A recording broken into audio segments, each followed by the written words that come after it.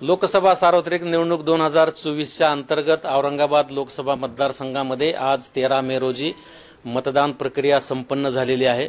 संपूर्ण लोकसभा मतदारसंघातील 2040 मतदान केंद्रावर अत्यंत सुरळीतपणे आणि शांततेत मतदान प्रक्रिया संपन्न झालेली आहे।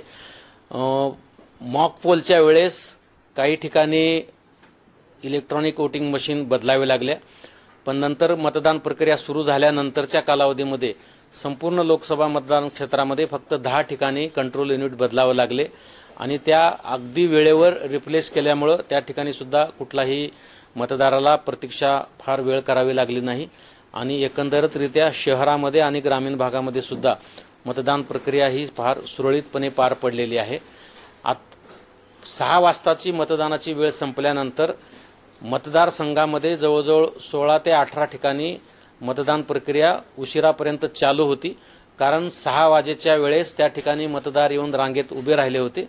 त्या ठिकाणच्या केंद्राध्यक्षांनी त्या उभ्या असलेल्या सर्व मतदारांना चिठ्ठ्याचं वाटप केलं आणि त्या सर्व चिठ्ठ्या वाटप केलेल्या मतदारांचं मतदान होईपर्यंत त्या ठिकाणी मतदान प्रक्रिया सुरू होती। आतापर्यंत मतदान प्रक्रिया काही ठिकाणी अद्याप सुरू आहे, त्यामुळे मतदानाची टक्केवारी अंतिमरित्या येण्यास थोडा वेळ लागणार आहे, परंतु एकंदरीतरित्या सर्व सहाय्यक निवडणूक निर्णय अधिकारी यांच्याकडून माहिती घेतली असता अंदाजे 60% प्राथमिक माहिती हाती आलेली आहे। यामध्ये निश्चितपणे काही वाढ होण्याची शक्यता आहे आणि प्रत्यक्ष झालेल्या मतदानाची वस्तुस्थिती निहाय आकडेवारी येण्यास विलंब लागणार आहे।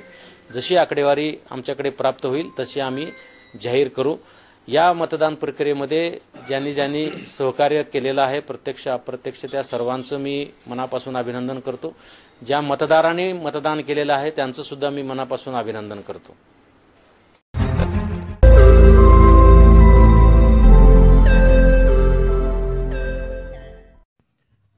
रोज नई खबरों को देखने के लिए हमारे औरंगाबाद समाचार चैनल को सब्सक्राइब कीजिए और नोटिफिकेशन पाने के लिए हमारे बेल आइकन को दबाइए ताकि हर खबर की नोटिफिकेशन आपको मिलती रहे।